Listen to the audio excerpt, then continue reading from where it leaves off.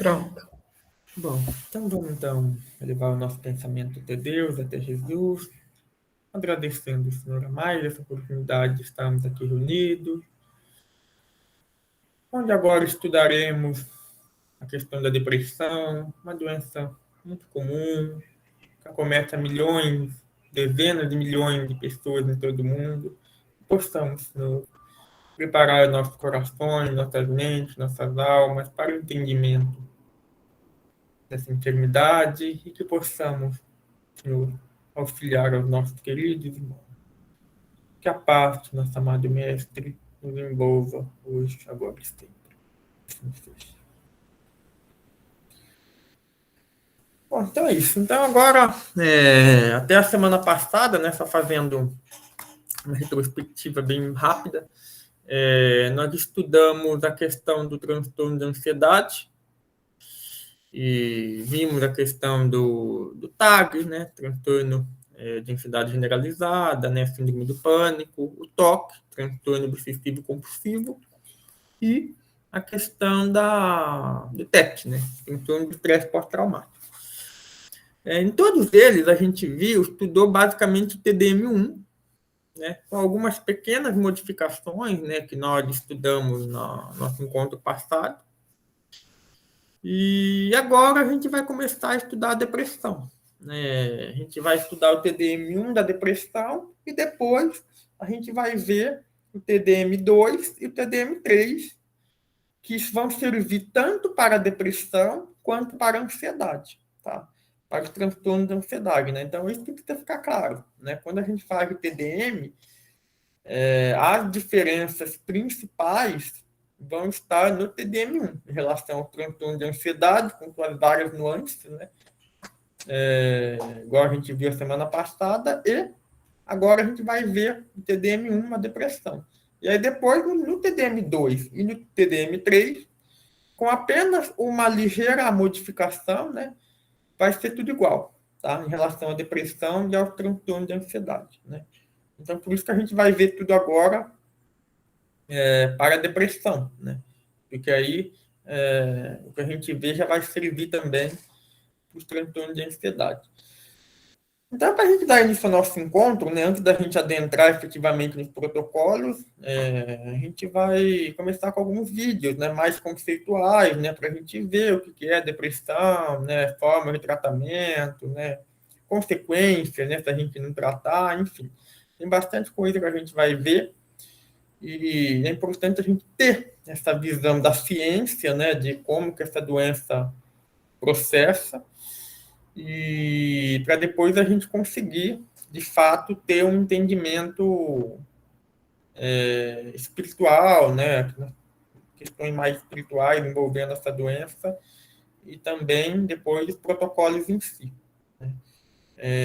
Já adiantando, né, como estava conversando na gravação, foi gravado um vídeo, né, todo o movimento do TDM, do 1, 2, do 3, né, os principais movimentos. Então, depois a gente vai poder acompanhar também esses vídeos, né, na hora que ficarem prontos e tal, enfim. Então, acredito que a gente vai conseguir ter uma noção mais clara, né, de como são efetivamente, né, para aplicar esse protocolo, né, os movimentos, né, enfim. Então, vamos dar início, né, aos vídeos, né, deixa eu compartilhar aqui o primeiro vídeo aqui com vocês, um vídeo mais conceitual, né, e aí a gente vai avançando, né, depois.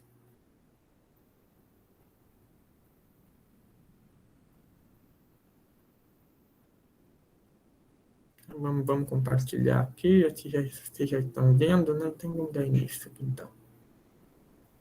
Milhões de pessoas pelo Brasil. Depressão.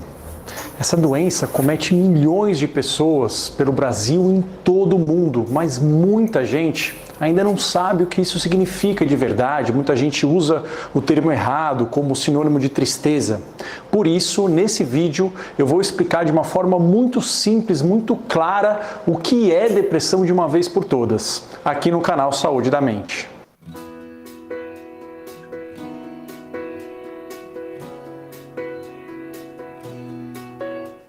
Olá, eu sou Marco Antônio Abud, médico psiquiatra pela Universidade de São Paulo e fundador aqui do canal Saúde da Mente. Eu vou explicar para vocês da forma como eu explico para os meus pacientes no consultório o que é depressão, de uma forma muito clara, usando aqui esse esquema gráfico. Mas antes disso, eu queria lembrar você que não é inscrito, que não é inscrita aqui no canal, de se inscrever, e você que já é inscrito, de ativar aqui o sininho de notificações para receber avisos de quando nós vamos ter vídeos novos aqui no canal. São 2 vídeos por semana, tirando as lives que eu faço a cada semana ou a cada 15 dias, normalmente de sábado, falando de vários temas sobre o funcionamento da nossa mente, funcionamento do nosso cérebro, tanto quadros de depressão, ansiedade, toque, transtorno de pânico, quadros de compulsão alimentar, mas também eu falo sobre como nós podemos melhorar o funcionamento da nossa mente para termos mais qualidade de vida com as pessoas que são importantes para a gente. Ok? Bom, então vamos começar explicando o que é a depressão. A depressão, ela é basicamente uma alteração de humor. Então a depressão, ela é uma alteração de humor. Mas o que quer dizer humor quando a gente está falando na psiquiatria? Humor para a gente não tem a ver com alegria e tristeza. Alegria e tristeza são aspectos muito superficiais do humor, são como se fosse a ponta do iceberg. Quando a gente está falando de humor, nós estamos falando de 2 parâmetros. Nós estamos falando do nível de energia física e mental, e nós estamos falando do nível de sensibilidade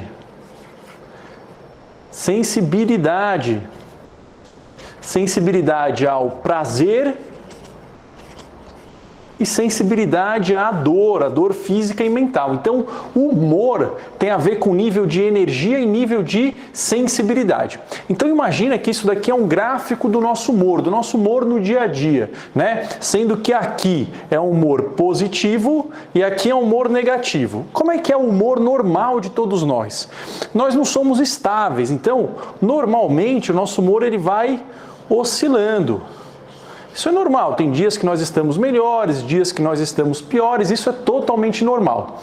Num quadro depressivo, normalmente a gente vê algum gatilho, nem sempre a gente consegue identificar, mas normalmente a gente consegue ver um desencadeante. Mas aí a partir desse gatilho, o que acontece?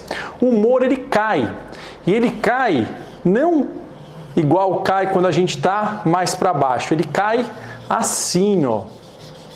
Ou seja, existe um afundamento do humor. Tanto é que depressão é um termo que a psiquiatria roubou da geografia. Por quê? Porque é um afundamento, é como se fosse um vale, uma queda no humor. Essa queda ela tem que ser persistente, ela tem que durar pelo menos 2 semanas. Então, ficar alguns dias para baixo, isso não é depressão, isso é humor normal. A depressão é uma queda persistente de humor por 2 semanas. E aí o que a gente observa? A gente observa uma diminuição do nível de energia física. Diminuição do nível de energia física, isso dá fadiga, cansaço. Tem gente que fala que parece que existe chumbo nos músculos. Tá difícil fazer as coisas, a pessoa tem que fazer as coisas com um saco de areia nas costas. Existe uma diminuição de energia mental e isso dá uma diminuição de concentração e uma diminuição de velocidade de raciocínio. Então a pessoa começa a ter um raciocínio mais lento, ela demora para fazer associações, ela demora para processar as informações, ela demora para responder as perguntas para você. No quadro depressivo clássico isso acontece. Existe uma diminuição da sensibilidade ao prazer e isso gera o quê? Isso gera uma diminuição do colorido no mundo, como se as coisas vivas, a cor, o gosto do mundo, das atividades ficasse diminuído, ficasse caído. A pessoa, ela não sente mais, o mundo fica sem sal, sem gosto, sem colorido. As atividades que ela gostava de fazer, agora não tem mais graça. E existe um aumento da sensibilidade à dor. Isso gera um sentimento de angústia e muitas vezes de ansiedade. Em alguns casos, não ocorre esse aumento da sensibilidade à dor. Em alguns casos, fica como se fosse sem sensibilidade nenhuma. E aí, em alguns casos, vem uma apatia. Quais são os dois sintomas chaves da depressão?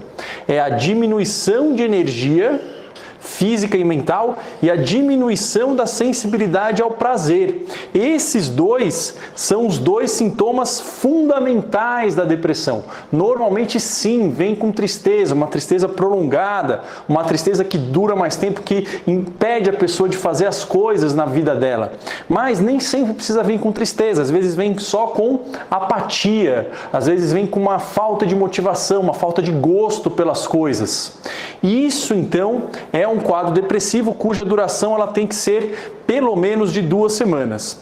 Então, vocês podem ver que a depressão é muito diferente de uma tristeza normal do dia a dia e que ela, devido a isso daqui, se a gente imaginar todos nós sentindo isso, a gente pode ver o quanto que ela impacta na vida pessoal, na vida profissional, o quanto que ela dificulta ou impossibilita você de fazer as suas atividades diárias, o quanto que ela atrapalha os relacionamentos, o quanto que ela atrapalha a sensação de realização de propósito. Ok? Bom, então esse é um quadro depressivo clássico. Espero que isso tenha ficado claro para vocês. Nos próximos vídeos eu vou falar mais sobre depressão, vou falar quais são os sintomas fundamentais da depressão, quais são as causas, como que a depressão ela se mantém, como é que é o ciclo vicioso da depressão, e vou falar também sobre o tratamento. Mas eu queria que isso daqui, né, essa diminuição da energia, diminuição da sensibilidade ficasse bem fixo na mente de vocês, para que não haja mais dúvidas e para que a gente não confunda mais depressão com tristeza. Ok? Bom, espero que vocês tenham gostado do vídeo de hoje. Eu vou ficando por aqui. Se vocês gostaram, deixa aqui o seu... Bom, gente, então, vendo esse primeiro vídeo mais introdutório, né, a gente viu que, na verdade, a primeira quebra, né, de uma ideia conjunta, coletiva, de que a gente tem de que necessariamente depressão está associada à tristeza. Você viu que não foi isso que ele disse. Né? Ele falou que, sim, muitas vezes a tristeza está presente, né, por um período de pelo menos 2 semanas, tal, mas que não necessariamente ela é o sintoma mais característico, mais marcante. Né? Pode ser simplesmente uma apatia, uma diminuição da energia, né, porque a pessoa tem aquela força, né, para fazer as coisas, energia mesmo, né, uma diminuição da sensibilidade, né? Então, o que aos olhos desse psiquiatra, o Dr. Marco, define uma depressão é a diminuição da energia, né, que seria, de certa forma, o que permite, né, que as pessoas realizem, né, suas atividades cotidiana, né, atividade física, né, enfim, uma série de atividades que ela possa ter ao longo do dia, e também a questão da sensibilidade, né, sensibilidade ao prazer, sensibilidade até à dor, né. Então, muitas vezes a gente tem que estar atento a isso, né, porque, claro, né, não vai ser um dia de sonolência, né, claro que se a gente tiver uma perda de energia, né, a gente tem que ver se não é outras coisas, né. Muitas vezes uma carência de vitamina, né, ou outras doenças, né, que naturalmente podem levar a isso também, né. Mas, né, uma diminuição de energia pode sim ter a causa da depressão, né. Só para vocês terem uma ideia, né, eu fiz até uma pesquisa antes da gente passar para os próximos vídeos aí, né. De acordo com a Organização Mundial de Saúde, tá? Cerca de 5,8% da população brasileira sofre de depressão. Um total de 11 milhões e 500 mil pessoas. Gente, vocês têm ideia do que é isso? 11 milhões de pessoas. Né? 5%, 5,8%, quase 6%. Ou seja, 1 a cada 16 sofre de depressão. É muita gente, né? A gente cruza com depressivos diariamente quando a gente sai na rua. dezenas de vezes. Tá? Então, é algo que é realmente muito comum, é um mal coletivo mesmo, que acaba afetando as pessoas, e, consequentemente, a gente precisa estar preparado, né, para ajudar, e muitas vezes nos ajudar pessoas da nossa família, porque é algo que a gente está sujeito, né? Claro que existem formas da gente procurar evitar com que isso aconteça, né? A gente vai ver ainda de maneira oportuna, mas os números mostram, né, que é uma doença grave, né, muitas vezes subnotificada, né, porque desse mundaréu de gente, com certeza, muitos passam fora das estatísticas aí, né, não vão atrás de tratamento, né, seja por impossibilidade, ou por ignorância, ou por qualquer outra razão aí que impeça, né, a pessoa de buscar ajuda, né? Então, Ô, assim, Nelson, fala, Daniel. hoje eu assisti um vídeo de uma palestra do Divaldo em Bauru, e o tema justamente era esse, depressão. E o Divaldo colocou na palestra, ele falou na palestra, que de cada 10 pessoas, três desses 10 são pessoas depressivas. Pois é, né? Mais do que a gente está falando aqui, né? Então é isso, gente. Mas por que isso acontece? Claro que não existe uma única causa, existem causas que transcendem, digamos assim, o básico, né? O usual, né? Muitas vezes a pessoa tem o estresse pós-traumático lá, né? Tem sofre um trauma, alguma coisa, isso pode desencadear uma depressão, né? Então, assim, nunca dá para rotular ou querer colocar todo mundo no mesmo balaio, porque não é assim que funciona, tá? Mas, muitas vezes, né, a forma da vida como a pessoa leva, né, desconectado da natureza, né, desconectado de um movimento de espiritualização, né, desconectado de um propósito de vida, né, isso pode derivar de N formas, né, muitas vezes não é simplesmente algo simplista, é culpa da pessoa apenas, não sejamos tão duros, entendeu, tão incisivos assim, tá? Cada pessoa tem a sua particularidade, cada pessoa tem a sua forma, não só de enxergar o mundo, mas de como foi recebida no mundo, né, as suas relações, né, então, obviamente que a mesma pessoa numa situação X ou Y, né, pode ter diferentes formas de agir, né, de se manifestar, né. Então, obviamente que a família com que a pessoa nasce, a sociedade na qual ela está inserida, né, as condições materiais, as condições de espiritualidade, tudo isso são questões que fatalmente vão se interferir. Existe até um negócio bem interessante, né, chamado a pirâmide de Maslow. Tá? Eu não sei se vocês já ouviram falar disso. Maslow, né, ele trouxe uma... Eu vou até compartilhar com vocês aqui essa imagem, porque isso ilustra bem, né, o que eu estou querendo passar aqui para vocês. Maslow, ele identificou um negócio bem interessante. Deixa eu abrir aqui uma... Melhor separar em duas janelas aqui, peraí. Não vai dar para abrir. Maslow, ele identificou um negócio chamado de pirâmide das necessidades humanas, né? E onde, basicamente, as pessoas elas vão tendo as suas necessidades, né? Conforme as suas necessidades vão sendo atendidas, né, elas se permitem atender coisas de cunho maior, né? Só que o problema é que muitas vezes a gente vive numa sociedade em que o básico não é atendido, né? E isso sim acaba interferindo, né? Embora obviamente não seja a única causa, é óbvio que uma pessoa que passa por uma situação de pobreza, né, de dificuldades materiais graves, isso aí é um fator pode ter um gatilho, né? Igual o doutor nos mostrou, né? Que muitas vezes, embora nem sempre seja facilmente identificado, né? Acaba tendo uma questão, né? Então, eu vou compartilhar aqui a famosa pirâmide de Maslow, para vocês entenderem o que eu estou querendo dizer aqui. Então, ó, pirâmide de Maslow, né? Então, Maslow, basicamente, ele foi um psicólogo norte-americano, né?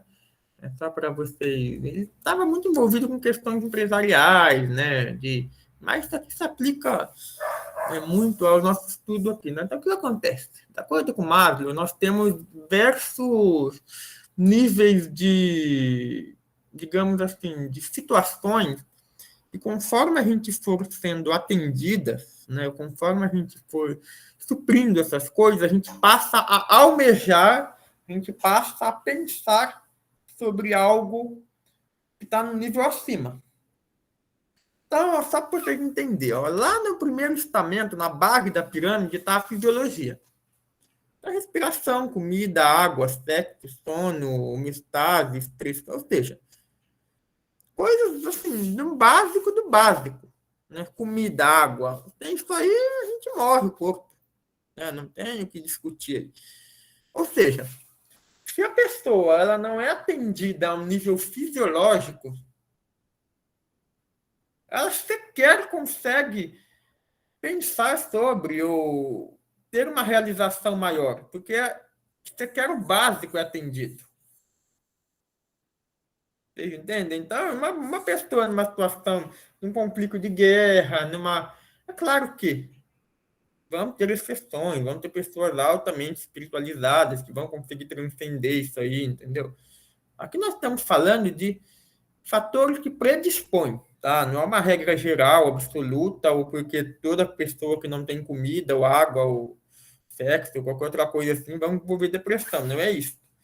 Tá? O que a gente está falando aqui são de condicionantes, de fatores que podem ser uma predisposição maior ou menor, tá? Então, naturalmente, tá? Se uma pessoa que ela não tem o básico atendido nas questões fisiológicas, ela não vai conseguir pensar nas questões mais acima, né? Como a gente vai ver. Então, o primeiro nível de Maslow, da pirâmide de Maslow, é a fisiologia, né? Depois a gente vem a segurança. Algo muito afetado também, né? Vamos pensar com a sociedade brasileira. Olha o que nos diz a segurança. Segurança do corpo. Ora, muitas vezes nem isso nós temos. Ou por estar com uma doença, ou por um ataque externo, né? No caso de uma mulher, uma ameaça de um assédio, entendeu? Um estupro, entendeu? Ou uma violência, né? Enfim.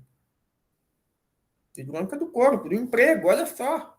A gente passou por uma pandemia, né? Uma situação, estamos ainda vivendo, né? Um cenário de recessão econômica, né? De certa forma, né?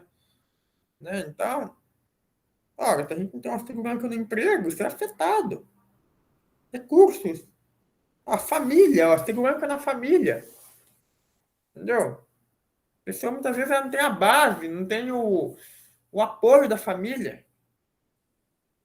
A saúde, igual eu falei para vocês, né? A questão da doença, da propriedade, né? Muitas vezes pessoas perdendo casa, perdendo. Isso são gatilhos. Isso aqui está na base da pirâmide. Olha a questão amor e relacionamento. Amizade, família, intimidade sexual, ou seja, pessoas que não conseguem ter encontros saudáveis, né? Encontros onde haja não só a questão da intimidade sexual também, porque isso é importante, mas uma relação verdadeira com a família, com a amizade, lá no meio da pirâmide. E aí, a partir disso, a gente começa a avançar por coisas mais, digamos assim, objetivas, né? Mas que trazem um nível de realização aqui na Terra, né? Um nível de espiritualização maior. Olha só a estima. A questão da confiança, da conquista, do respeito dos outros. Olha só, gente, quando a gente respeita as outras pessoas, quando a gente valoriza aquilo que as pessoas nos dizem, a gente já está trabalhando com níveis altos da pirâmide. Então, quando a gente elogia uma pessoa, Olha só o que a gente está causando. Porque essa pirâmide, gente, o que significa isso aqui? Que uma pessoa plenamente realizada, ela tem os 5 níveis atendidos. Basicamente é isso. Quanto mais na base está faltando, menos realizada, ou seja, possivelmente mais suscetível à depressão, a pessoa pode ter. Tá? Como eu disse, não é uma regra absoluta, tá? Mas a gente pode adotar, de certa forma, isso, né, de uma forma generalista. Então, olha só, a questão da moralidade, ó, por isso que é importante a gente trabalhar a nossa moralidade, criatividade, ou seja, a gente poder se expressar. Mas o que quer dizer criatividade? Será que é só expressão artística? Ou será que, por exemplo, a gente poder estar numa sociedade onde uma pessoa que ela se vê como homossexual, ela possa viver de uma forma sem ser julgada? Né? Olha ali a questão da realização pessoal. Será que com preconceito a gente não está inibindo? A pessoa deve se sentir realizada? Tanto que é muito comum, no caso de pessoas homossexuais, por exemplo, terem depressão por serem julgadas, né, por serem rotuladas disso, daquilo. Olha só que julgamento raso que a gente faz. Né? Muitas vezes faltando com a caridade, sem poder acolher. Né? Quando a gente... solução de problemas, a ausência de preconceito, olha aqui, deixando de maneira expressa. Vocês entendem a responsabilidade que a sociedade tem, que os nossos governantes têm, né, com aquilo que eles, de certa forma, propagam, aquilo que eles... Né, tudo isso envolve.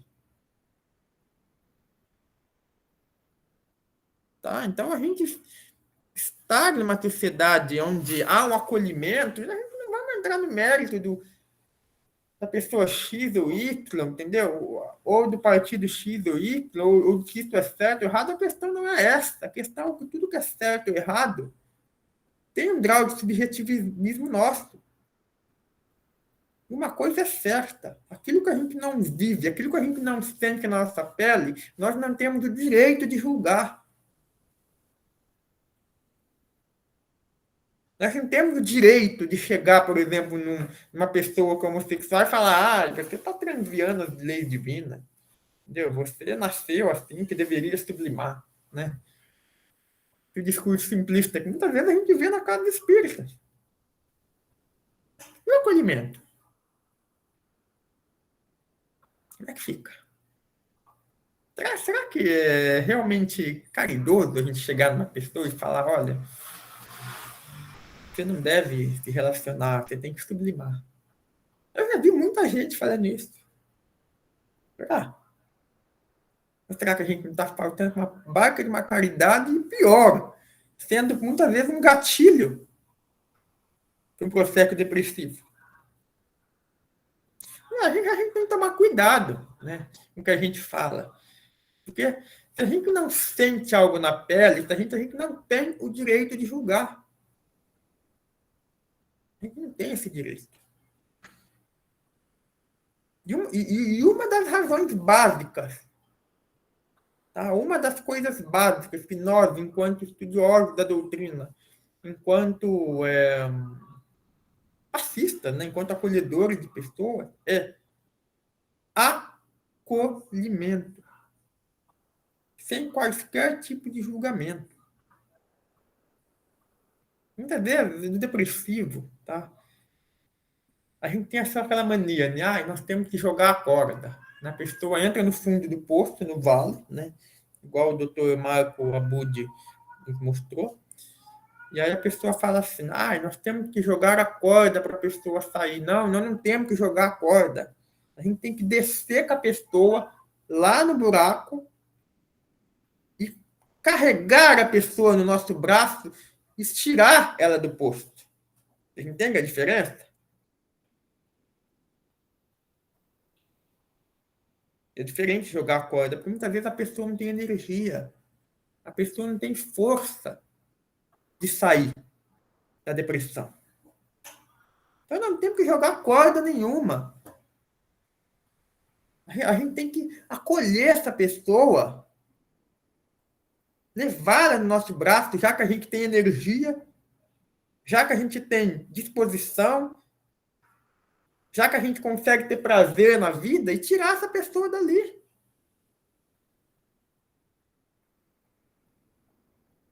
Aí, a Alessandra está falando, ó, o mais difícil é fazer isso e não afundar junto. Concordo, Alessandra. Eu concordo com isso. Só que existem formas, né? Como a gente vai ver ainda em encontros futuros, da gente se precaver disso. Né? Porque, obviamente, nós, enquanto terapeutas, seja de pessoas fora da nossa família, seja de pessoas que muitas vezes estão na nossa própria família, a gente consegue nos proteger, sim. Né?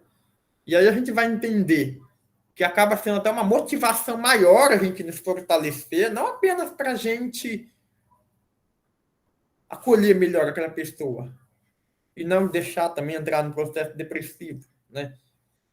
Mas também porque aquilo, de maneira indireta, nunca direta, ai, olha como eu estou bem, não. Deixe com que a pessoa perceba que a gente está bem de uma maneira indireta, por ela mesma. Porque a gente cativa muito mais pelo exemplo. E não é por falas ou por imposições ou nada disso. Vocês entendem? Então, ó, a pirâmide de Maslow, tá, ela tem que ficar muito clara na nossa lida enquanto auxiliadores, de alguma forma, né? O papel que a gente está se colocando aqui para procurar ajudar as outras pessoas. E nós temos que... Neto, a depressão é tida como a mãe da morte, né? Existe muito caso. E você falando sobre a homossexualidade, lembrei-me de... Aqui em Marília, eu não sei, mas em Araçatuba, mesmo moças tentaram, ou moços, o suicídio, porque ou a família não aceitou, ou ele mesmo, a pessoa, não se aceita daquele jeito. É difícil mesmo você ter uma ajuda terapêutica de um profissional para trabalhar com a família e com a pessoa, porque às vezes ela não se aceita daquele jeito. Pensa bem que conflito interior que deve ser nessa pessoa. Aonde tenta suicídio, nós tivemos lá, assim que a gente começou a trabalhar com depressão, lá em Araçatuba, surgiram vários casos de tentativa de suicídio por causa desse problema sexual. Problema não, né? Era normal, de aceitação do novo sexo, né? Tanto por parte da pessoa, como parte da família. E é a mãe da morte mesmo, já tentaram suicídio de andar lá, que se jogaram, tomar veneno, tomar remédio. Isso, uma época, agora eu não sei como é que está lá. Olha só o que eu estou colocando aqui, ó, na revista Galileu. Ó. Vamos abrir, vamos mostrar dados. Olha só. Jovens homossexuais tem mais tendência ao suicídio. Pesquisa norte-americana mostra que adolescentes gays são 5 vezes mais propensos a tentar suicídio do que os heterossexuais. Mas tanto moço como moça. Sim, nós temos vários casos, nós tínhamos, né? Lá em Araçatuba. Agora aqui, tem muito caso de depressão, eu não sei, tem uns assim que vêm, eu não sei se o Daniel percebeu, eu senti que o problema era por causa da homossexualidade, mas não estava escrito na ficha, eu também não, eu fiquei quieta, não comentei com ninguém, mas pela minha experiência, sim, eu falei, eu sei, ele não se aceita. E quando a gente fala em depressão, a morte de um ente querido, eu já li, que a pessoa, para superar completamente a morte de um ente muito querido, 3 anos. Começa a sentir uma depressão meio profunda. Depois vai superando, vai indo aos poucos, um passinho bem devagarzinho. E pode, né? Tem gente que não, cada caso é um caso, mas até 3 anos pode levar essa depressão leve depois, né? Bem leve, assim, profunda, depois vai ficando média, até ficar bem leve, da morte, da partida de um ente. Então, talvez frequenta alguma religião, né, que não fala sobre a morte, não é um assunto normal. Às vezes a família tem gente que não fala sobre morte, e a pastora ou padre, sei lá quem quer que seja, da onde a pessoa frequenta, não prepara a pessoa para enfrentar a partida de um ente querido, que todos nós somos sujeitos, até a nossa partida, né? Nós temos que estar preparados, tá? Sim, com Deixa eu certeza. falar, a mãe da morte é terrível mesmo. Sim, é isso, Cleide. Eu acho que, né? Eu acho que nós, enquanto espíritas, a gente tem que tomar cuidado também com o rótulo, né? Porque às vezes a gente tem muita essa, ai, nossa, né? A gente tende a adotar soluções simplistas para casos complexos, tá? Claro, isso não impede da gente de estudar, de procurar entender, né, o que causa a questão da homossexualidade, tá? Não vou entrar nesse mérito aqui, porque não é o propósito aqui do nosso grupo, tá? Pelo menos desse encontro aqui. Só que, assim, o fato é, não julguemos, tá? Muitas vezes, uma verdade que a gente acha, tá? Ela é mais prejudicial, tá? Do que a gente ocultar, entendeu? Ou muitas vezes simplesmente acolher. Então, guardemos nossas verdades para a gente mesmo, sabe? Aquela coisa, né? Tem certas verdades que doem demais, entendeu? E não vale a pena ser ditas, tá? Nós não temos aqui para julgar ninguém, porque a gente... Isso porque, lembrando que a verdade é muito relativa, tá? Não estou aqui pretendendo dizer que há uma verdade para a questão do homossexual, não é isso, eu não sou ninguém para afirmar isso, tá? E não concordo com nenhuma abordagem, tá? Simplista, tá? Porque eu já vi muitos espíritas, muitos palestrantes famosos, inclusive, dizendo de que é X é Y. Eu não concordo com o rótulo, entendeu? Porque eu acho que o ser humano é complexo demais para a gente poder rotular ou classificar tudo no mesmo balaio, entendeu? Isso é simplista demais, tá? Eu acho que a gente tem que procurar acolher. A gente tem que procurar, de certa forma, ajudar sem julgar. Tá? Porque, por piores que sejam as situações, a gente pode se envolver com problemas muito graves e dar contribuições onde a pessoa pode entrar no desespero. Eu vou dar um exemplo para vocês, uma situação ainda mais grave, tá? Que pode levar a um julgamento profundo, que a gente precisa ter um entendimento para a gente poder ajudar. Uma vez eu vi um caso, não foi comigo, obviamente, mas eu ouvi falar. Um pai chegou desesperado numa casa espírita, um atendimento fraterno, e falando assim: irmão, me ajuda. Eu olho para minha filha de 3 anos e eu sinto uma vontade imensa de me relacionar sexualmente com ela. O que eu faço? E aí? O que a gente fala? A gente julga? Ou será que a gente tem que procurar entender qual é o processo e procurar ajudar aquela pessoa? Obviamente, existem situações que a gente não pode ser conivente, né? A gente não vai passar pano, assim, no sentido de não, faça o que te quiser. Claro, pedofilia é crime. Mas o que leva aquele espírito a passar por essa situação? Eu fui atrás dessa resposta. Porque é algo bastante comum que a gente vê por aí. A gente precisa entender. E aí eu encontrei a resposta no livro Sexualidade e Saúde Espiritual, Dr. Alírio Cerqueira. Muito interessante.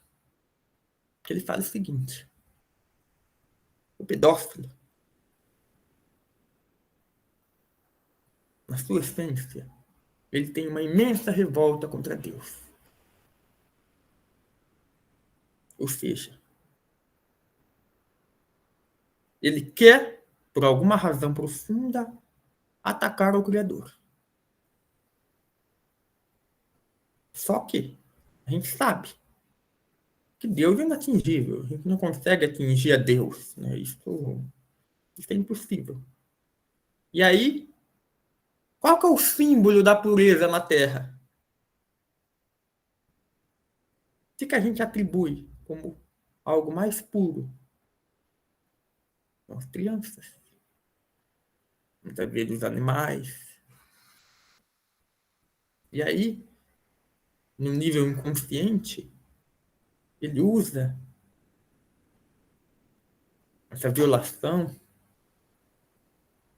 como uma forma de atingir o Criador. Então vão ser todos casos assim? Não. Mas são possíveis causas. Então, qual que é a nossa postura? Como que a gente ajuda um pedófilo? Ensinando ele a se conectar com Deus. Então, quando a gente falar, meu irmão, busque contato com a natureza, estabeleça pelo menos 15 minutos do seu dia para você conversar, muitas vezes em voz alta. Pega o celular, grava, para ficar registrado, ou conversa em voz alta. Deus, hoje eu quero conversar com você. Desabafa com ele. Conecte-se.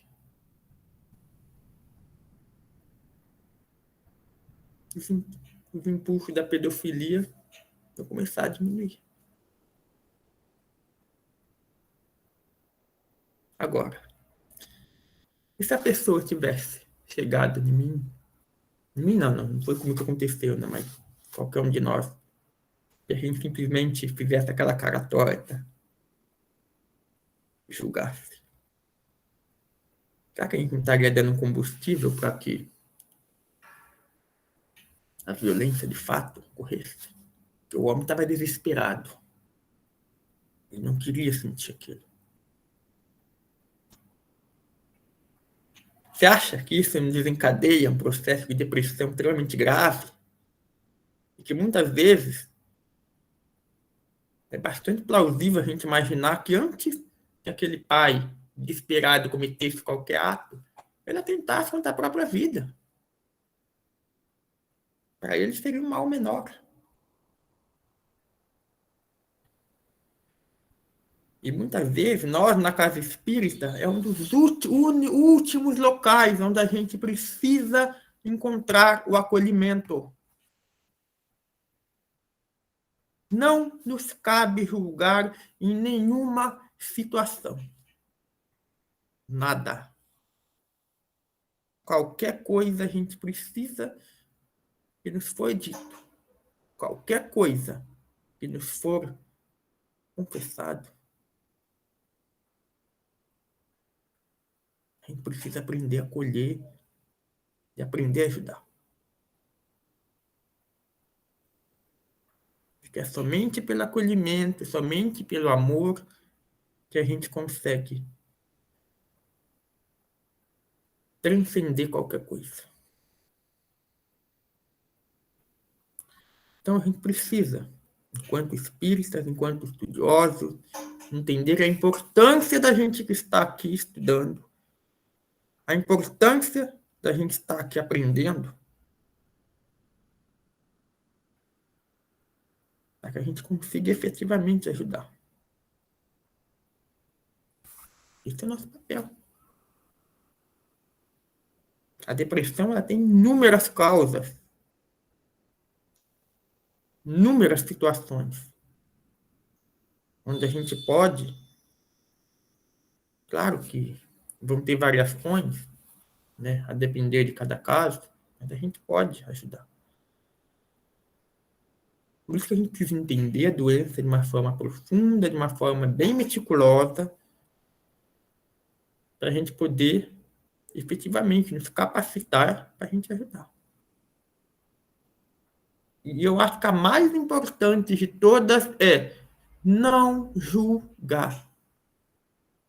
Nós não estamos na pele do outro. Tá? Um dos piores absurdos que a gente pode falar é aquelas frases clichês que a gente fala, você está triste. Nossa, você tem comida, e as crianças na África que passa fome. A pessoa se sente um lixo, gente. Tá? Aí a pessoa pensa, nossa, a pessoa já está na fossa, já está naquele vale, igual o doutor Marco nos disse. Mas você vai lá e fala isso, a pessoa se sente pior ainda. Outra coisa que é muito comum, depressão é doença de rico, pobre não tem tempo para isso. Mentira.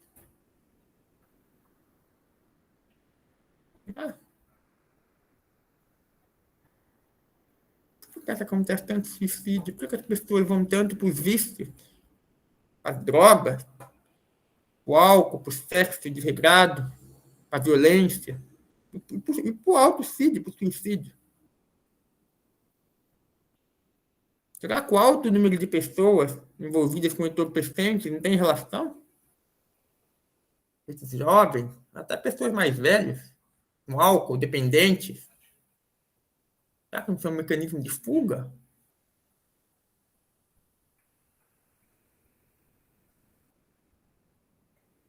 Será que a pessoa não está desesperada e ela começa a dar uma droga para fugir daquela realidade que ela não suporta mais?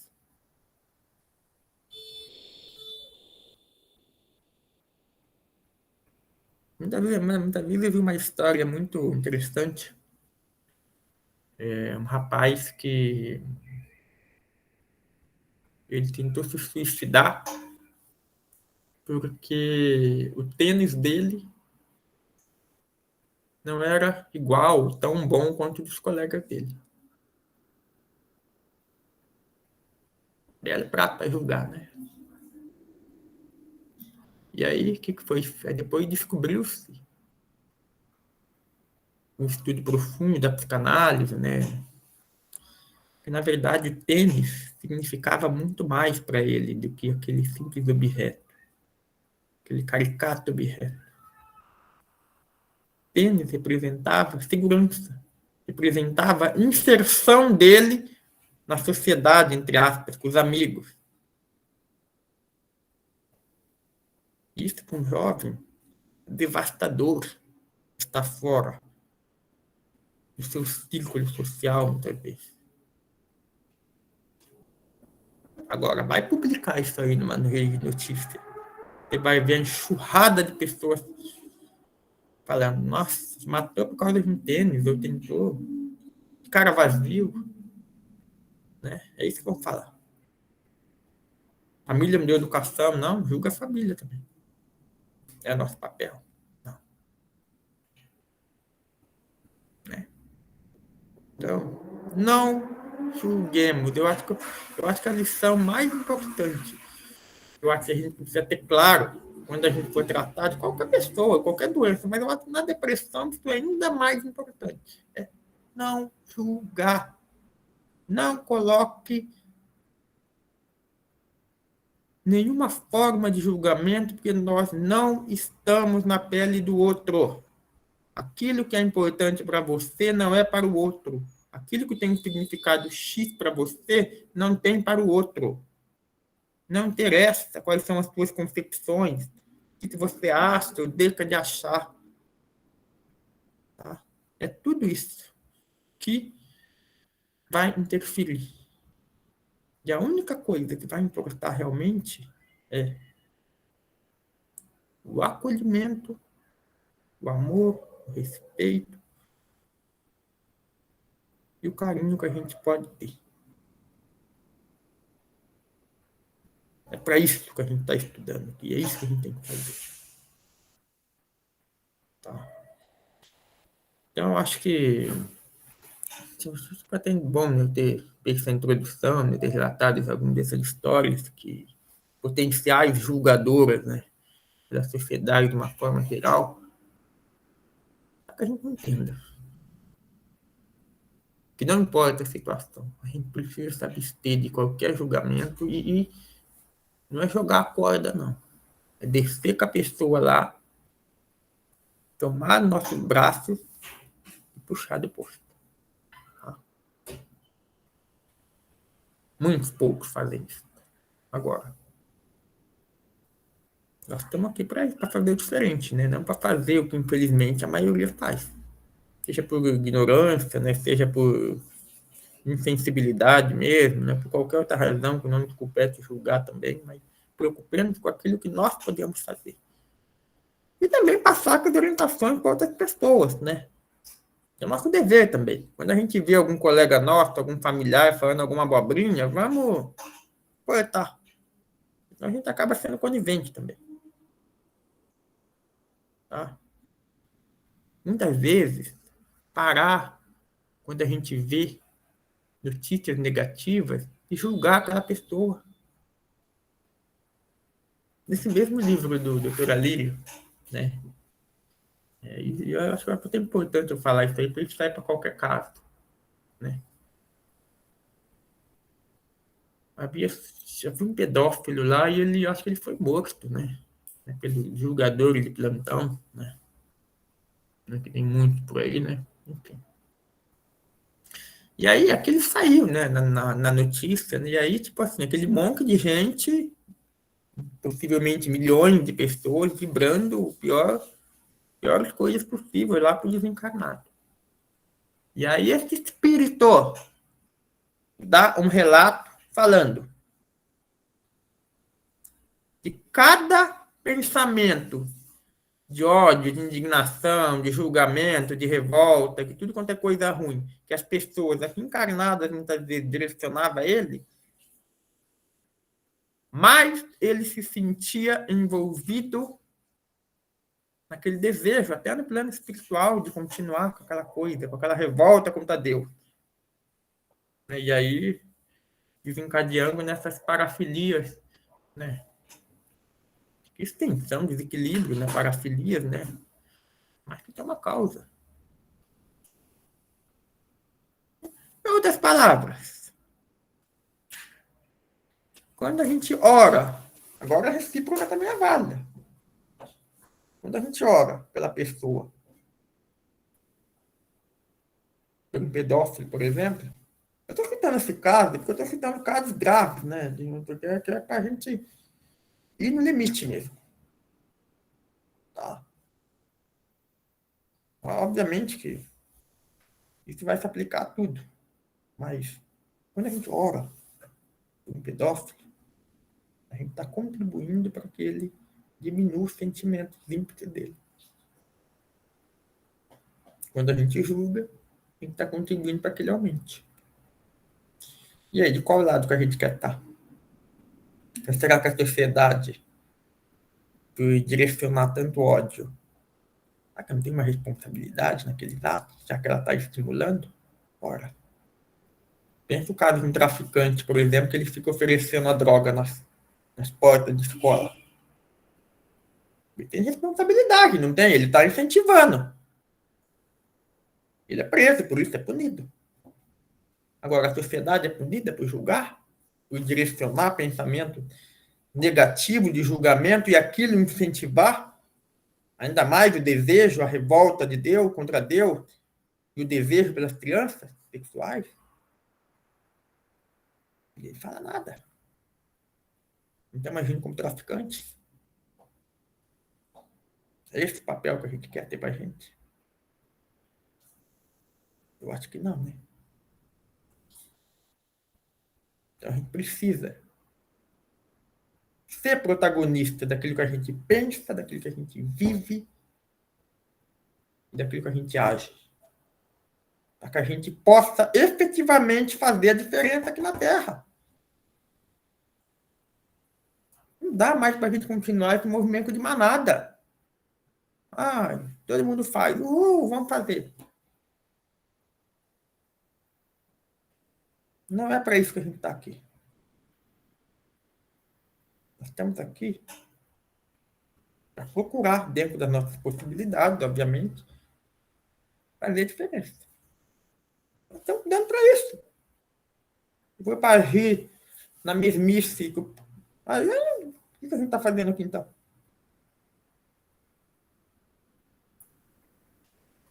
Então é isso, meus queridos. Né? Eu acho que precisa ter muito claro tudo isso. Né? E aí, ó, então, só para a gente fechar nessa questão aqui das pirâmides, né? A gente precisa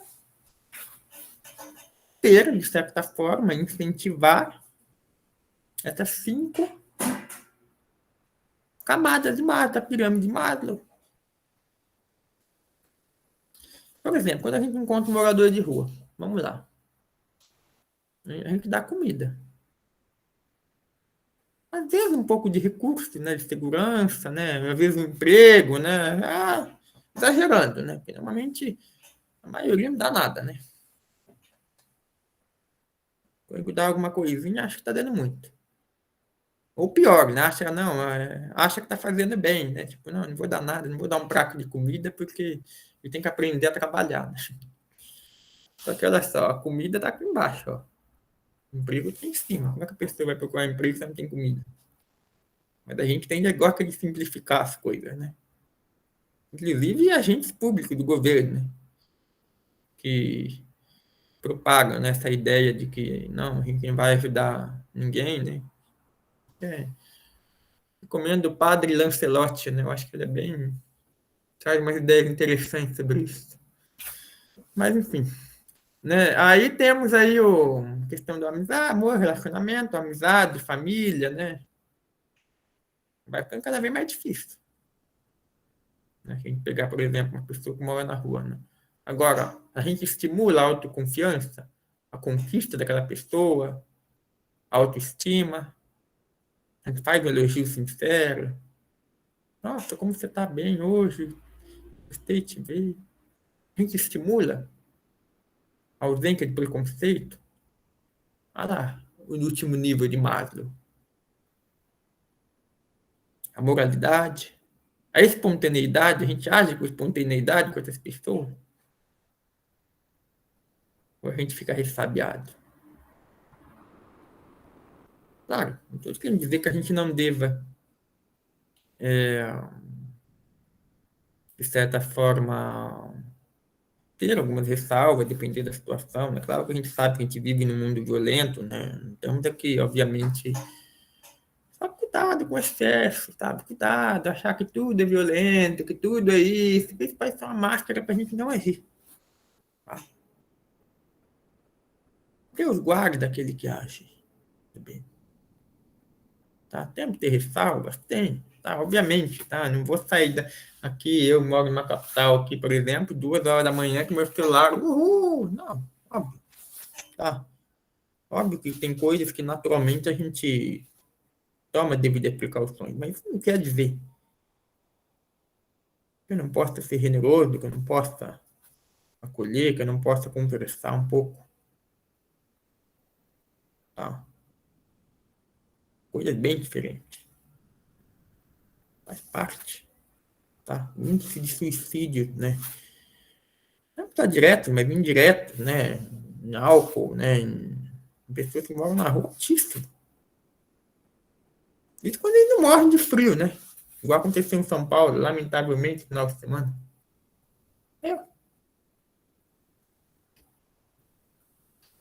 Eu tenho certeza que muita gente, o cara já estava morto ali, ainda passou, ainda falou, olha, vagabundo, tá dormindo até agora, o cara estava morto. E aí? Complicado, né? Tomar cuidado. Tomar cuidado, né? Porque nem tudo que parece é. E normalmente não é. Coisas que parecem. Porque as pessoas elas têm uma profundidade de sentimento, de ideia, muito grande, gente. A gente só consegue ver muito pouco daquilo que está realmente acontecendo. Não é uma conversa, não é que a gente consegue captar alguma coisa ou outra, mas é um iceberg, a maior parte está no fundo. Cada pessoa tem a sua bagagem, cada pessoa tem a sua trajetória, a sua história de vida, não nos cabe simplificar as coisas, igual o governo faz, igual a sociedade faz, né? Ah, bandido bom, bandido morto, né? Ou se você não apoia isso, porque defende bandido. Será? Tá tão simples assim? Simplificações indevidas. Isso não tem nada a ver simplesmente com político X ou Y. Isso tem a ver com humanidade. E aí há simplificações, né? Ah, eu não. Não, pessoal, direitos humanos defende bandido, defende X, defende Y.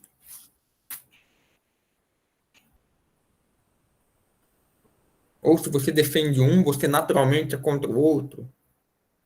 Simplificações, superficialidades, que a gente insistentemente, enquanto sociedade, insiste em permanecer. E a gente carrega esses estigmas nas nossas relações, em tudo que a gente vive. Tá? Eu acho que uma das maiores lições que a gente pode ter é parar de achar que as coisas são simplistas. Elas não são. A gente não pode dar soluções simples para problemas complexos. E cada ser humano tem a sua grande complexidade inerente. A forma como você age de forma X com uma pessoa não vai servir para a pessoa Y.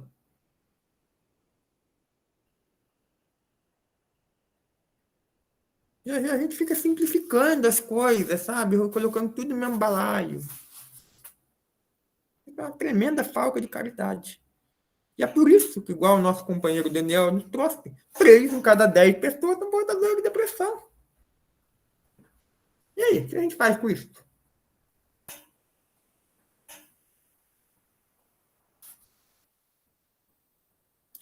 Continua julgando?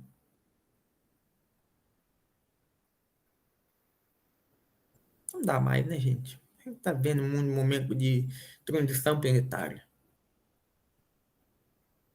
A gente está vendo um momento grave da nossa história. Onde a gente precisa procurar viver com consciência o Evangelho de Jesus.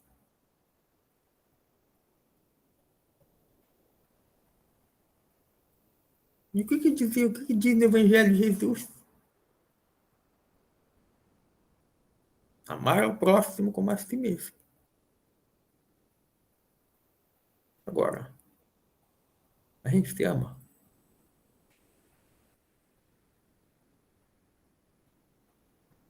Um depressivo consegue sentir alto amor?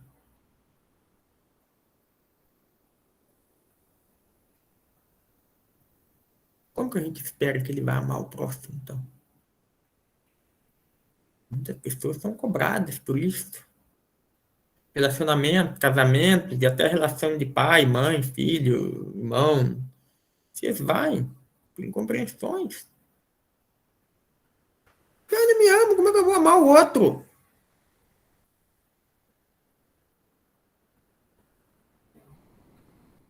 E aí a gente está sempre cobrando.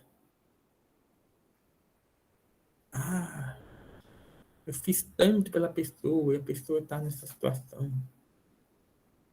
Ela é ingrata.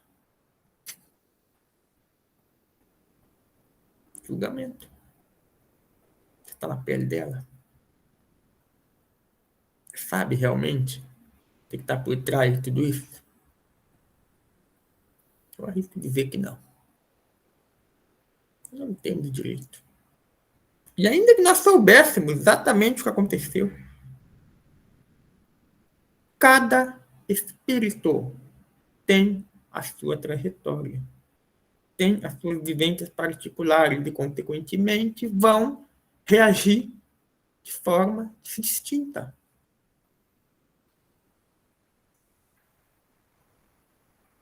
A gente entendendo isso, acaba o julgamento.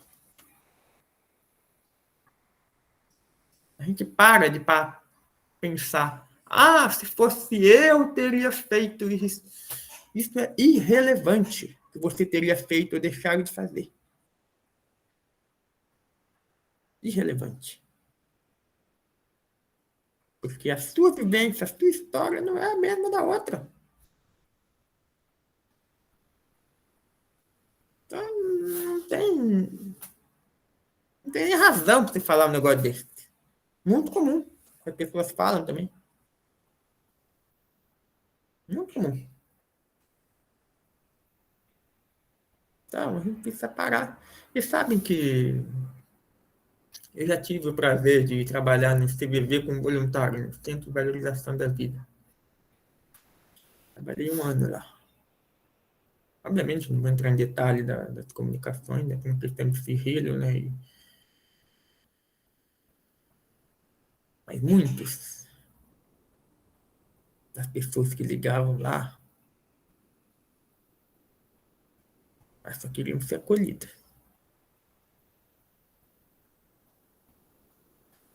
Porque o CVV é assim, só para vocês entenderem, né? Quando a pessoa fala algo, a nossa orientação é devolver o que a pessoa falou. Sem julgamento, sem querer aconselhar, de modo simplista. Tá? Nosso papel é justamente ouvir e acolher. Tá? Não é ficar dando conselho e muito menos julgar. Né? Porque isso é muito subjetivo. Né? Então, o CVV tem essa padronização. Então, a pessoa fala, nossa, eu estou triste hoje, eu briguei com meu marido. Aí você fala, nossa, você brigou com seu marido? E aí a pessoa começa a contar. A pessoa se sente super bem. Muitas pessoas ligavam, né? Várias vezes. Muitas vezes contando a mesma história. E aí você julgava, nossa, mas agora essa pessoa falar pela 5ª vez essa história, eu não aguento mais. Estamos julgando. Aquilo está fazendo bem para ela. Mas sabe, Neto, enquanto ela está colocando para fora esse seu interior, esse seu tormento interior, esse problema interior, está ótimo. E para ela tem necessidade de falar, refalar, falar, refalar, tudo que ela vai vivenciando, né? Os problemas que a levaram para a depressão. Mas é muito importante que aquele que fica trancado no quarto, que não conversa com ninguém, não fala a ninguém, não fala com ninguém, não almoça, não janta, não come nada. Esse é pior. Mas nós temos sim que ter paciência. Deus tem a paciência conosco até hoje, né? Exato. Não, exatamente isso, né? E muitas vezes, né, você vê, eu acho que na época que eu trabalhei foi antes da pandemia, né? Já faz alguns anos, tá? Mas imagina, entendeu? Hoje, nessa pandemia, o quanto de gente que perdeu familiares, perdeu cônjuge, perdeu mãe, filho, entendeu? E aí tá aí sozinho, sem ninguém. Então, a dor da perda de uma pessoa, ela precisa estar constantemente colocando aquilo para fora, como muitas vezes até um desespero dela, se ver livre daquilo. E aí a gente vai ficar impaciente com a pessoa, nossa, já está falando isso pela enésima vez. Gente, aquilo que ela está sentindo necessidade, quem você vai julgar? Sabe, a gente pode ajudar simplesmente ouvindo. Tá? Quando a gente encontrar alguém na rua, a depender das circunstâncias que a gente tiver ali um tempinho, alguma coisa, que a gente muitas vezes fica no celular vendo qualquer porcaria, ao invés de fazer alguma coisa útil, a gente olhar e falar. Ao invés da gente falar aquele oi, tudo bem, de maneira mecânica, né, por educação, a gente trabalhar alguma dessas níveis da pirâmide de Maslow, que olha só, realização pessoal, espontaneidade, autoestima. Nossa, fulano, eu tô te achando bem hoje. O que aconteceu? Ou então, se você vê alguém, vir alguém cabisbaixo, olha, irmão, percebi que você tem tido um pouco, parece estar um pouco triste, assim. Se você quiser, saiba que eu estou aqui com você, eu me abro a você. 15 minutos a menos de Instagram ou de WhatsApp por dia não vai fazer a menor diferença na nossa vida. Mas para a pessoa pode ter uma atitude contra um suicídio. Ou muitas vezes uma ajuda no sentido da pessoa se sentir acolhida, né? Por esses 5 níveis aqui, ó. Olha só, quando a gente marca uma conversa com alguém, vamos tomar um café, né? Olha só, a gente atende a fisiologia, né? Cadê a comida? A questão aqui, ó, da família, né? Dos recursos, né? Aqui a questão da amizade, ó, do relacionamento. Aí a gente pode trabalhar a autoestima da pessoa, a confiança. A gente pode ajudar essa pessoa a encontrar a solução de problemas, né? Sem julgamento, né?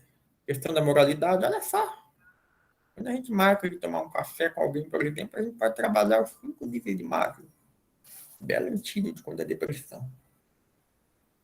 Né? Então é isso, meus queridos. Né? Eu acho que esse bate-papo inicial, né? Tem vários vídeos que eu vou passar para vocês, né? Em pontos subsequentes. Né? Como eu falei para vocês, né? Essa é uma doença muito comum, muito grave, muito mal compreendida, então a gente precisa ir com calma para a gente poder ter condições efetivamente de ajudar. Né? E o primeiro passo a gente está dando aqui, né? A gente está procurando entender, né, como funciona tudo isso, para posteriormente a gente poder ajudar.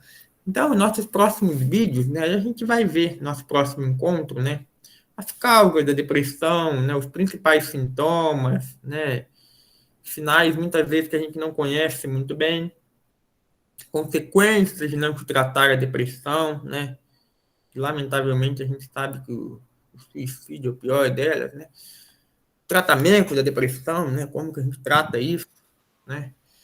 Depois eu ainda vou trazer um pouco de transtorno de bipolaridade, né, com oscilações, né, de mania, né, que é o estado de excitação e estado depressivo, né, de tristeza exagerada, né. Borderline também é muito comum, né, são oscilações mais frequentes, né, intensidade, impacto de curto de tempo muito menor. A gente vai estudar um pouco a diferença entre transtorno bipolar e borderline, entendeu? E tudo isso tem relacionado à depressão, né, que você tem. E depressão é uma doença muito complexa, né? Ela pode estar associada apenas à tristeza, ela pode estar associada não à tristeza, mas à queda de energia e queda de prazeres, né? Como o doutor Marco disse lá no começo. Pode ter oscilações, né? Para mais ou para menos, né? Que aí varia, né? Em relação ao transtorno de bipolaridade ou borderline, né? Vão ter algumas diferenças que a gente vai estudar. Então, há uma gama muito grande de possibilidades, né, onde a depressão pode estar inserida. Né? E muitas vezes a pessoa diagnosticada, a pessoa chega no médico, ela está com depressão, ela está com sintomas depressivos, só que ela tem bipolaridade. E a gente já viu pela ciência que um remédio para depressão não é bem aceito para uma pessoa com transtorno bipolar. Ela tem essas oscilações para mais, isso acaba gerando uma série de... Então, a gente precisa, muitas vezes, claro que não é nosso papel aqui, mas a gente precisa ter esse conhecimento, né, de que depressão é algo muito amplo, né, que pode ter vários escopos, né, várias situações diferentes. A depressão, a doença do século, né, você vê, está em todos os níveis, em todos os países, em todas as culturas, todos os níveis culturais a que a pessoa tem, né, da intelectualidade, tudo. Não importa a situação financeira, se você é estudado, se você não é, sempre. Ela dá em todos os níveis. É uma doença E, abrangente. e pelo que já estudamos e continuamos a estudar, não é uma doença que surgiu agora. Agora é que estamos estudando mais as causas, né? Mas ela já existe há muito tempo, antes de Cristo, ela já estava É aí se alastrando. Que- conhecida como melancolia. Isso, A depressão era conhecida como melancolia. Ah, você tem melancolia, que era depressão. Antigamente não se falava depressão, era melancolia. só mudou, a doença é a mesma, agora só passou a estudar mais, né? Então tá sabendo bem melhor as causas, as os derivados dela, né? Que ela derivou bastante. Hoje em dia a mesma a depressão, mas com vários fatores. Tipo, mudou, piorou ou não vou falar a palavra que ela piorou. Simplesmente ela foi mais estudada. Então dá para saber que hoje existe vários níveis, né, de depressão. Mas sabe que ô, Miriam, ela está bem abrangente, você vê. O jovem, aquela pressão para entrar numa faculdade, para conseguir um bom emprego. É aquela pressão para o filho ser bem sucedido desde pequeno, para falar não sei quantas línguas, para não sei o quê. A cobrança está cada vez maior pela lei da sobrevivência hoje na sociedade. Então, o marido se perdeu o emprego, a pressão para ele conseguir um emprego bom. E ele tem que trabalhar para ele poder manter, dar um nível altíssimo para casa. Ele já, com aquilo na cabeça, ele precisa dar uma boa casa, tem que dar uma boa estudo para os filhos. Ele se cobra e ele é cobrado também. Então, acho que a cobrança está maior. Não sei, a minha visão é essa. Antes já não. A gente já se acomodava mais, vivia mais a realidade, vivia mais a família, tinha tempo. Hoje não. Hoje só cobrança, cobrança, cobrança. Fica lá enfiado só estudando, é, é, é, é, sempre querendo alguma coisa a mais e trabalhando. Que nem antes, o professor trabalhava meio período. Hoje trabalha de manhã à tarde à noite, naquele corre-corre. Que tempo que tem para família? Nenhum. Nenhum. Cobrança, né? A lei da sobrevivência. É a lei da sobrevivência. Evolução. É, Evoluímos bastante. exatamente isso, né? Muitas vezes a gente entra numa corrida frenética, né? E aí a gente acaba até com um mecanismo de fuga, né? De, muitas vezes entrar numa corrida pelo materialismo, muitas vezes, né? Igual vocês estão falando aí, dar uma condição. O que é uma condição? Normalmente a gente está falando de questões materiais, né? De certa forma, né? Então, assim, vai essa cobrança, né? Isso naturalmente vai gerando todo um desgaste, né? Toda uma questão. Né? Então tá, gente. Bom, 10 horas já, né? Já estamos já passando nosso horário, né? Acho que deu para a gente conversar um pouco. Aí na semana que vem a gente continua aí a questão do filho, né? Procurar entender mais sobre a doença, né? E aí a gente vai avançando até chegar nos protocolos e aí a gente poder efetivamente ajudar, né? Em termos energéticos também. Tá bom?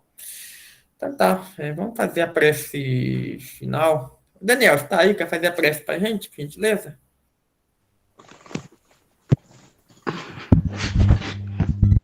Caiu. Ó Deus de bondade, gratidão por mais este momento, que possamos colocar em práticas as instruções que a cada um foi passando. Muito obrigado, Senhor, por este momento e que possamos contribuir com a sociedade em busca daqueles que vêm até a gente, em busca de auxílio. Pai nosso que estás no céu, santificado seja o teu nome, e a nós o teu reino de paz e de amor. Que seja feita a tua vontade, aqui na terra como no céu. pão de cada dia, dai-nos hoje e sempre, Senhor. Perdoai as nossas ofensas, na medida em que perdoamos os nossos devedores. Não nos deixes cair em tentações, mas livra-nos do mal, porque é teu o reino, o poder e a glória para sempre. Que assim seja. Graças a Deus, graças a Jesus. Assim seja, meus queridos. Gratidão aí, Daniel. Gratidão a todos. Né? Estamos juntos aí, né? E a gente vai dar prosseguimento a esse assunto tão importante. Tá bom, meus queridos? Então, Beijo. uma ótima semana a todos. Gratidão a todos. Que Deus Obrigada, abençoe. gente. Obrigada a Miriam, todos. Obrigadão. Até a semana que Daniel, vem. Alessandra e a Mi. Até a semana que vem, se Deus quiser. Beijo tá bom, para meus queridos? todos. Tá Beijo. bom. Beijo, tchau. Fica tudo com Deus. Tchau. Bom Tchau. trabalho, Alessandra. Que Deus te abençoe. Abençoe todos vocês e seus amores. Beijo. Beijo, tchau. Fica com Deus.